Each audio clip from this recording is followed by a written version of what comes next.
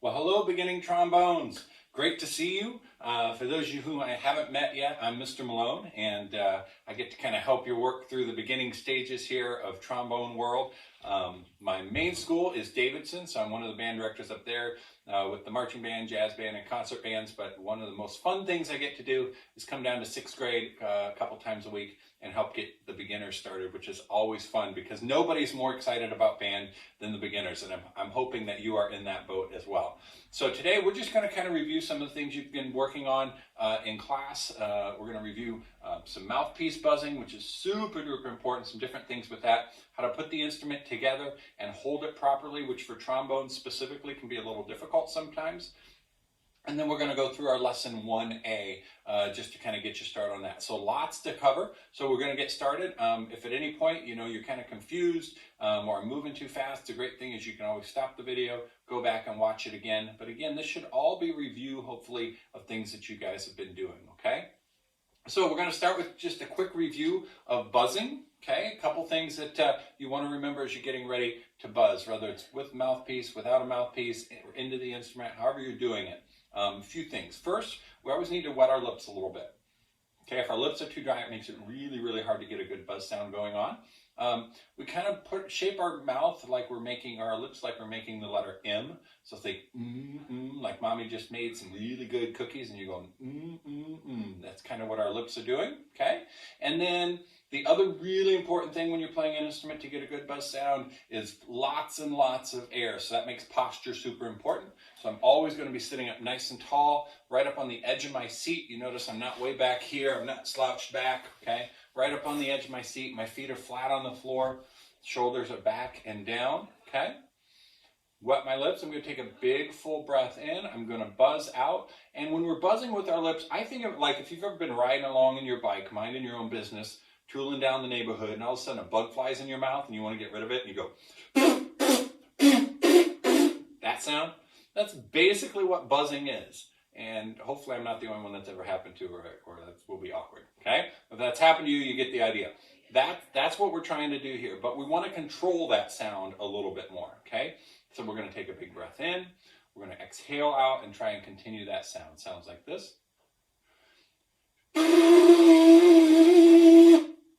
Okay, and again, it takes a little practice to get just the right amount of pressure. If we're too tight, nothing comes out. If we're too loose, we're like horse lips, okay? So you just got to get some practice with the right amount of pressure. Okay, then when we put that in our mouthpiece on, a couple things when we hold our mouthpiece, we don't want some big death grip like this, okay? We always do a finger and a thumb, okay? Because we never want tension when we're playing. We want everything nice and relaxed, okay? And this way I'll be able to see how that sits on your mouth. So we have a finger and a thumb. The rest of your fingers just kind of curl in on the side. If you want to do it like the British, they play with their pinky out like this, you can do that. They don't really do that, by the way, but I think they should, okay? So we're going to go like this. And then for trombone, the mouthpiece is pretty well centered on the top and bottom lip. So we're going to bring this up, center it on our top and bottom lip. Looks like this. Good breath in.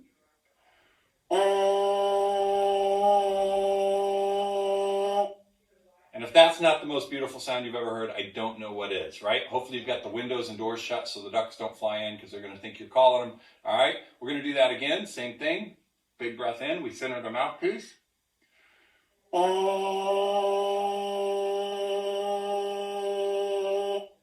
Okay, and that's what we're going for. Okay, and you notice I'm working on getting a nice, steady sound with it. Okay, and hopefully you guys have been working on that at home. Now, there's a few things we need to be able to control when we're doing our mouthpiece buzzing. We need to be able to sometimes buzz high sounds and sometimes buzz low sounds. Okay, so on the trombone, we've got this slide, but we don't have a whole bunch of keys like a flute or a clarinet or a saxophone. So a lot of the work is done with our embouchure.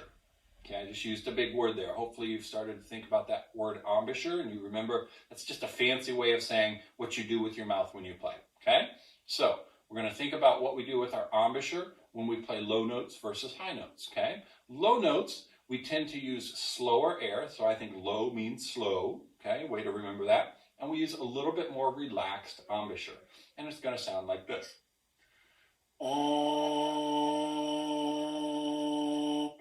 Okay, so that would be a lower sound. If I want to make a higher buzzing sound through my mouthpiece, then I'm going to do the opposite.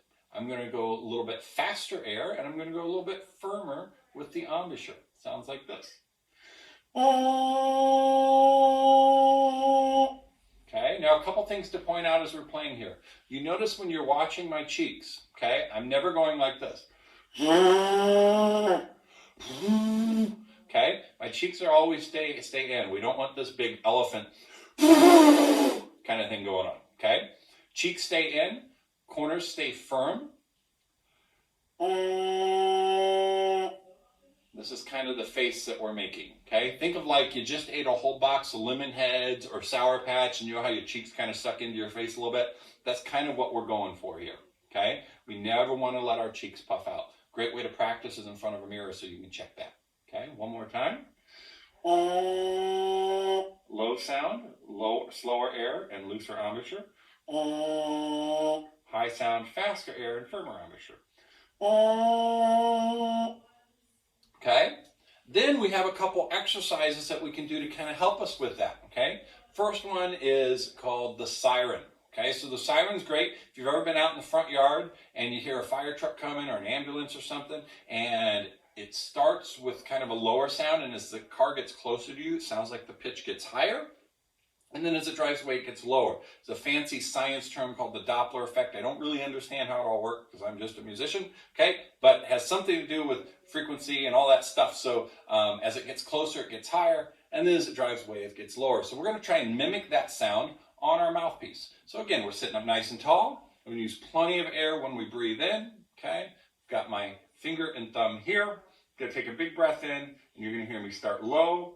And then I'm going to speed up the air and firm up the embouchure to get high, and then do the opposite to go back down. It sounds like this.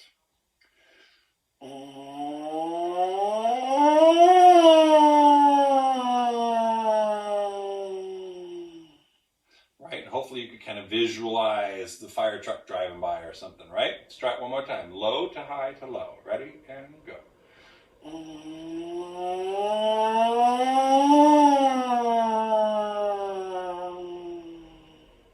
Beautiful, okay? So that's one of the super important things for you to work on when you start to do your buzzing exercises, okay? Even before you put the instrument together, we always start with just some standard buzzing exercises like what we've been doing, and then we'll add the siren to it, okay? And then the other one that I love to do, it's kind of the opposite of the siren. I call it the bungee jump. So I don't know if any of you have been bungee jumping. I certainly have not because I value my life. It doesn't sound like a great way to spend a Friday night, but some people love it. Basically, the way I understand it is you get on top of a bridge, they tie a rubber band around your waist, and they push you off, and then you go down, and then hopefully you get to the end of the rubber band, and it bounces you back up, okay? Unfortunately, in my case, I'm worried you'll go down, we get to the end of the rubber band breaks, and I just, right, we don't want that. So, we're going to try the bungee. The opposite of the siren, we're going to start high, we're going to go down low, then we're going to bounce back up. So think of what I'm going to do with my embouchure, firmer or looser. If you said firmer, good job. A little firmer embouchure to start high. Faster air, down, I relax, and then I bounce back up. Here we go, sounds like this. Ready, and go.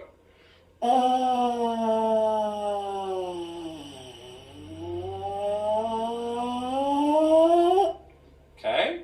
Most people find that one a little harder, and especially coming up at the end, and it's because you're starting to run out of air by the time we get to the end. So for most people, the bungee's a little bit harder. That's okay. Start with the siren, then move to the bungee. Let's try it one more time. Ready, and go.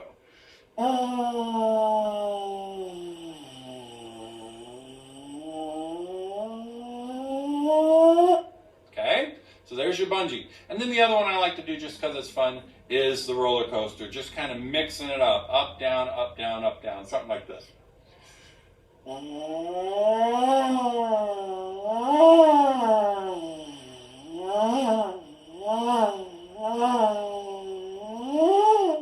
Okay? Just kind of picturing your favorite roller coaster at Kings Island or Disneyland or Cedar Point or whatever. Okay, so those are kind of your starting exercises that I want you to be working on for your mouthpiece buzzing. And you've got several of them listed here on your lesson 1A, but the bungee and the roller coaster are probably not on there, so you can kind of add those, okay? Next, putting our instrument together. All right, So first, I'm taking the case. You can't see it because it's kind of out of the shot here, but the case is sitting in front of me with the latches facing towards me, and typically the brand of the instrument should be facing on top. That's, for most cases, how you know that you're opening it the right way. So if it says Bach or Yamaha or Jupiter or whatever, should be facing up, latches facing towards you. And then I just flip the latches open.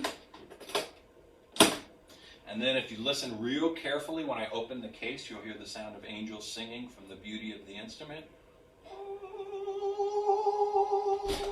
Yeah, it's even better when you can see me open the instrument, but you get the idea. Now you're staring at two pieces of metal, okay? Two parts of the trombone, all right? And we're going to kind of review how to put these together.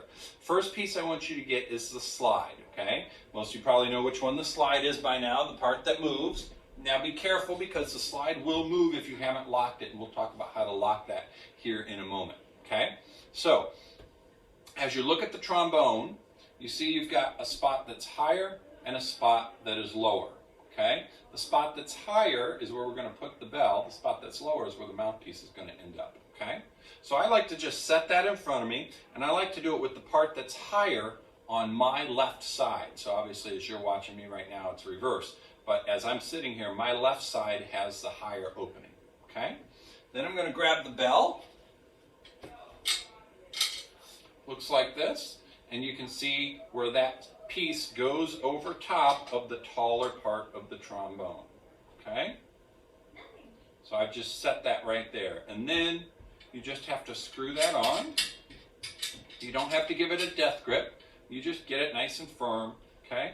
And we want to set it so that the trombone is roughly a 90-degree angle, okay? So as you look at that angle, okay, it's roughly 90 degrees, okay? We don't want to set it up like this, and we don't want to set it up way in like this, okay? So it's roughly 90 degrees. Now, we may adjust that slightly for individual players, depending on your hand size and stuff. Sometimes we bring it in a little bit more than 90. So if we've told you something different in class or something when we're seeing you, that's fine, okay? So we've got now the bell on the slide, so we're good so far. We want to make sure that our slide is locked. So there is a piece right here that moves, it spins a little bit, and when it's loose, this slide will move. So you want to make sure it's always locked when you're not playing it. So just kind of mess with that a little bit. That way it won't fall, okay? Because if this slide falls off and it were to get dented, that would be bad and you would have to send it in. So we always try and keep that slide locked when we're not using it. And then finally we're going to take our mouthpiece. We put it in the only spot left. I put it in and I give it just about a quarter twist and that's it. Okay, we don't need to pound it in or anything like that. You never want to do that because then you can get it stuck. And if you get it stuck, it's a little difficult sometimes to get out. You never want mom or dad to kind of grab the pliers or hammer anything, okay? If it gets stuck, just email Mrs. Brokey. We can usually get it out. We have a tool we use, or if not, you can take it to the music shop and they can get it out. Especially if you're renting your instrument, that's the easy way to do it because it usually doesn't cost you anything anyway, okay? All right, so now we've got our instrument together. We're ready to start playing, okay? So what I tend to like to do before we do anything else is make sure that we're good with how we're going to hold the instrument, okay? First thing I do with my left hand, I give myself a thumbs up, and I like to hang that thumb right here on the outside of that bar, okay? Perfect. All right? And then these three fingers, not my pinky, but the other three fingers, excuse me, 2 fingers, are going to go between these 2 bars. My first finger is going straight across to the mouthpiece. Not all of you will be able to reach that far, and that's okay. And then I put my pinky underneath the slide. And the reason I do that is if my slide lock is ever not locked, then I'm not going to accidentally drop it because I got my pinky there hanging on. Okay? So let's take a look at this a little bit closer, just to make sure that we've got it. My thumb is here. My first finger goes straight across to the mouthpiece. These 2 fingers kind of sneak between that bar. And then my pinky's underneath. Okay? That's what we're going for. All right. Then we have our right hand. Our right hand, we're basically just going to hold with a thumb and 2 fingers, okay? The left hand is doing all the holding of the instrument. We want the right hand to be free to play, Okay, so I take my right hand and I put 2 fingers and a thumb on the slide like that. Now when I'm getting ready to play, I don't need my pinky there anymore. So I just take my pinky and I just tuck it back behind, okay? Now we're ready to start playing, okay? And let's go ahead and we're gonna play our lowest note in first position. So first position is the slide is all the way in. We're gonna play our low note, which is B flat. Again, probably review, you've done this before. So with our embouchure, we're thinking low, slow air, and we're thinking a relaxed embouchure. It's gonna sound like this.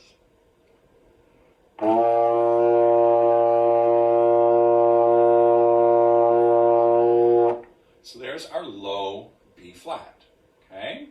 Then if I wanna play our other first position note, our other note with the slide all the way in, it's gonna be the F, which is higher. That's gonna be faster air, firmer embouchure. Sounds like this.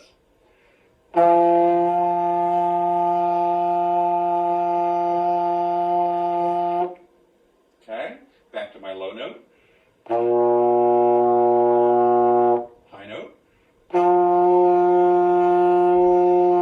And again, you notice I didn't have to move my slide at all. That's all just done with the embouchure and with controlling my air, okay? So that's really, really important that we get comfortable on that. Okay, next thing I want to chat about, if you're looking at your lesson 1A, you notice it's got stuff there, just a reminder about how to make your embouchure, a reminder about your buzzing, and all the different exercises, which note is highest, which note is lowest, and then we jump down there to our trombone challenge. Notice it says, hold the B flat for 4 counts. Hold the F for 4 counts. Practice going back and forth between those two, right? That's what we were just doing a moment ago, playing the low note and the high note.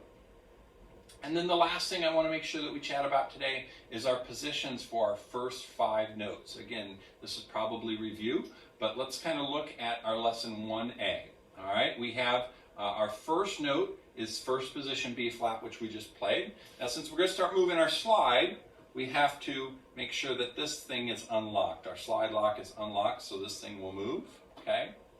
Sitting up nice and tall, we're going to bring the instrument up to us, okay? We want to stay fairly parallel. We don't want to be angled way down like this. We don't want to be sitting way back like this. As you look at me, it's pretty level. Okay, now as you play, you need to figure out, for trombone players, sometimes it's hard to figure out what to do with their stand. And generally what I suggest is your stand is just slightly off to the right side, so that as you play, you're not going to be hitting your stand. You can see your music here, but you're playing over here. Okay, that generally tends to be the easiest way to do it. All right, so let's review our 5 notes that we've learned so far in class. First, we have our B flat. Let's try it together. Ready and go.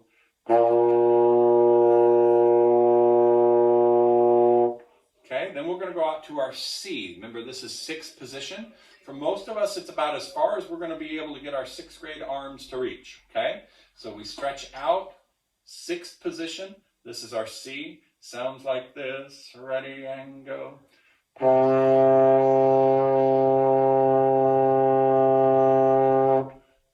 See, that's out quite a bit from where the bell is. Okay, there's our 6th position C. Then we're going to come into 4th position D, and that lines the slide up pretty even with the bell. Sounds like this. Ready and go.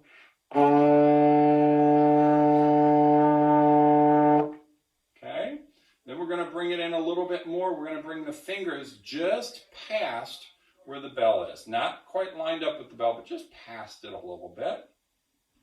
This is our E flat. We call this 3rd position. Ready and go.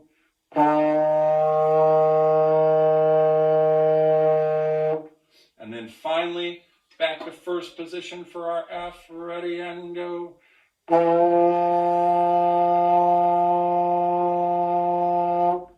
And there's our first 5 notes. Okay? Now what we're going to do is I'm going to play through those first 5 notes in order. I'm going to play them for 4 counts each with 4 counts of rest in between, so that you have plenty of time to make the switch, okay? You can try playing along with me if you like, but you might need to practice a little bit more before you can play it with me, okay? This will be the last thing we do for today. Here we go. 1, 2, ready, go. Switch to C6 position, go. 4th position, D and go. E flat, not too far and go. F, 1st position, go.